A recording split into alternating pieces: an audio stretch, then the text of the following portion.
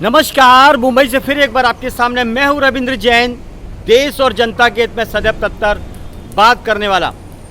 माननीय सर्वोच्च न्यायालय जी और मुंबई उच्च न्यायालय जी संविधान की दुहाई देने वाले, तिरंगे की सौगंध खाने वाले 99% भारत का नेता करप्ट है, करप्शन में लिप्त है, अहंकारी रावण की तरह, कंस की तरह उनका नेचर बन चुका है। माननीय, ये आर्थिक नगरी मुंबई है ऐसा कहते हैं, पहले कहते थे, अभी नहीं कहते हैं। आर्थिक नगरी मुंबई को एक गर्दुल्लों का अड्डा बना दिया यहाँ के नेताओं ने। माननीय मुंबई उच्च न्यायालय जी, मुंबई की सुंदरता को बरकरार रखने के लिए इतना पैसा बीएमसी में खर्च किया जाता है, सिर्फ कागजों पर, बाकी तो खा पी जाते हैं।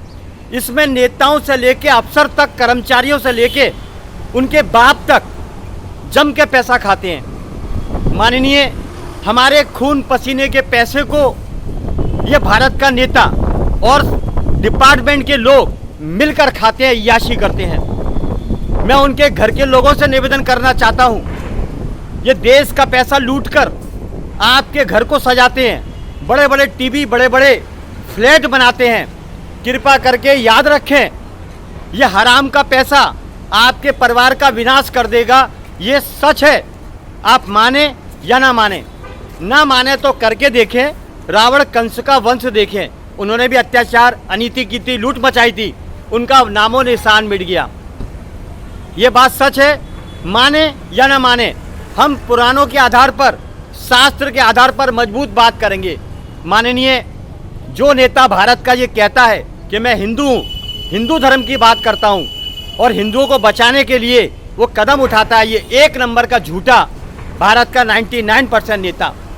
ये राजनीति चमकाने के लिए हत्या करवा सकता है, ये राजनीति चमकाने के लिए ट्रेन दुर्घटनाएं करवा सकता है, ये राजनीति करने के लिए पुलों को गिरवा सकता है, ये राजनीति करने के लिए रेप बलात्कार करवा सकता है। ये भारत के नेताओं की असली कहानी है।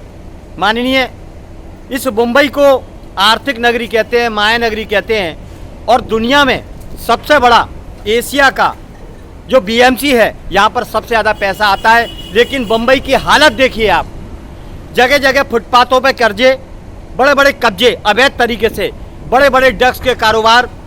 जो जनता के लिए फुटपाथ है, आपकी भी नहीं सुनी जाती, आपके आदेशों को धज्जियों में उड़ाया जाता है। ये नेता शामिल है, ये हफ्ताखोर नेता हैं यहाँ के। ये कितना खाते हैं हमें नहीं पता, कोई भी आदमी का पेट 2 रोटी से भर सकता है, लेकिन इनको कितना खाना है हमें कुछ समझ में नहीं आता। छोटा मोटा नहीं डकारते हैं, बहुत बड़ा बड़ा डकारते हैं। माननीय, आपके आदेशों की जब धज्जियाँ उड़ाई जाती है तो आम आदमी क्या करेगा? पार्किंग पे और पार्किंग के नाम पर लूटा जाता है। माननीय, क्लीन अप मार्शल लूटते हैं जनता को। अब देखिए मजे की बात, गटर भरे हुए हैं, रोडों पर गड्ढे हैं, और clean up marshal Chhatrapati Shivaji Maharaj terminal पर लूट मचा रखी है उन्होंने। जो व्यक्ति गरीब घूमने आता है उसे पकड़ते हैं। अच्छा, इनका टारगेट है 200 रुपये फाइन। आधे तो पर्ची देते हैं, आधे बिना पर्ची के, बिना वर्दी के खड़े हुए हैं। इस छत्रपति शिवाजी महाराज टर्मिनल और छत्रपति शिवाजी महाराज का ये महाराष्ट्र, इनका नाम बदनाम कर दिया है यहाँ के नेताओं ने। माननीय, जो पैसा आता है मुंबई की सुंदरता के लिए, वो इनके अय्याशी में चला जाता है। माननीय, मुंबई को पोस्टर मुक्त करिए। बड़े बड़े धार्मिक नेता अपने आप को कहते हैं कि हम धर्म के ठेकेदार हैं, सनातन के रक्षा करने वाले हैं। माननीय, सबसे बड़े दुष्कर्मी और अपराधी हैं। माननीय, ये पोस्टर लगाते हैं बड़े बड़े धर्म के शौचालय पे और ऐसी गंदी जगह पे पोस्टर लगाते हैं अपनी राजनीति चमकाने के लिए, जो हमारे सनातन का खुला अपमान होता है। माननीय, ये पोस्टरबाजी मुंबई से कब बंद होगी ये तो बताइए। आपने आदेश दे दिया कि पोस्टर न लगाए जाएं, पोस्टर मुक्त मुंबई होना चाहिए, लेकिन आपकी सुनता कौन है?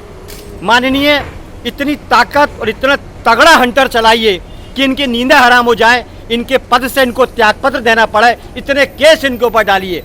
माननीय, ये पोस्टर भगवान के लगाते हैं, बाद में वो पोस्टर फाड़ दिए जाते हैं, और श्री कृष्ण भगवान हो या उन पर अपने कोई भी देवी देवता हो या दुर्गा माता हो या गणपति हो, वो जमीन पर पड़े मिलते हैं, लोग उन पर थूकते हैं, लोग उन पर विष्ठा करते हैं। माननीय, धर्म का अपमान जब जब हुआ है प्रकृति ने उल्टा कर दिया है। माननीय, ये प्रलय लाने वाली घटनाएं हैं जो मुंबई के अंदर होती हैं सबसे ज़्यादा। माननीय, कस्तूरबा गांधी चौक शौचालय है दक्षिण मुंबई के अंदर, वो एक शौचालय है। माननीय, ये देखिए, वो एक चौक बना था, खूबसूरत चौक बना था, शौचालय बना दिया उस पर नेताओं ने, और उस शौचालय पर गणपति बाबा आराध्य देव के पोस्टर लगाते हैं। माननीय, हमारी श्रद्धा पर ठेस पहुंचाने वाला ये नेता वहाँ की बीपी रोड पुलिस स्टेशन 10 कदम की दूरी पर है, लेकिन BP road police station case दर्ज करने पर डरती है। आखिर ये वर्दी किस लिए है? माननीय, ये बात हम इसलिए कहना चाहते हैं कि नेताओं के कंट्रोल में है पुलिस, जो नेता चाहेगा वही करेगी पुलिस, बाकी जनता के लिए कोई काम नहीं करेगी, ना उसे धर्म से मतलब है। इसका यही मतलब हुआ, आपने कानून बनाया है कि धर्म का अपमान ना हो, लेकिन पुलिस भी तमाशा देखती है। सीपी टैंक सर्किल दक्षिण मुंबई का कस्तूरबा गांधी चौक शौचालय, जहां पर देवी देवताओं के पोस्टर लगाए जाते हैं। पहले तो तिरंगा भी फहराया जाता था, लेकिन मैंने कमिश्नर साहब से काफ़ी कंप्लेंट कर करके वो नेताओं के तिरंगे हटवा दिए। माननीय, वो खुंदक निकालते हैं और वहाँ पर फिर से वहाँ पर गणपति के पोस्टर, श्री कृष्ण के पोस्टर लगाकर हमारे सनातन को अपमानित करते हैं। इन नेताओं की वजह से हमारा धर्म अपमानित हो रहा है, और इसकी सबसे बड़ी वजह क्या होगी कि प्रलय आएगी। देखिए, जगह जगह बलात्कार होते हैं, जगह जगह हत्याएं होती है, इनमें कहीं ना कहीं नेताओं का होना शामिल है। ड्रग्स के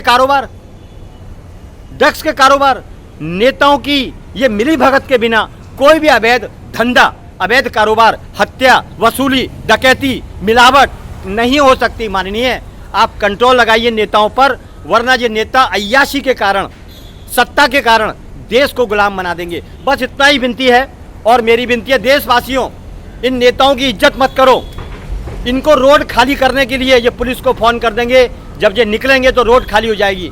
इनको फ़र्क नहीं पड़ता है कि जनता खड्डे में गिरती है, गड्ढे में गिरती है, मिलावट का खाती है, बीमार होती है, क्योंकि ये बीमार नहीं होते। इनको प्योर खाना मिलता है। ये प्लेन में जाते हैं, हेलीकॉप्टर में, विदेशों की यात्रा करते हैं, हमें मूर्ख बनाते हैं, जनता को मूर्ख बनाते हैं। जनता का टैक्स इनके आधे से ज़्यादा इनके अय्याशी में खर्च होता है। ये विदेश जाते हैं, हेलीकॉप्टर से यात्रा करते हैं, गाड़ियों में घूमते हैं, इनके लग्जरी ऑफिस हैं, 7 स्टार में मौज करते हैं। क्या करते हैं? कुछ नहीं करते हैं। भारत की आर्मी है तो भारत की सीमाएं सुरक्षित है, बाकी नेताओं ने तो भारत को डुबोने का पूरा 100% प्लान कर रखा है।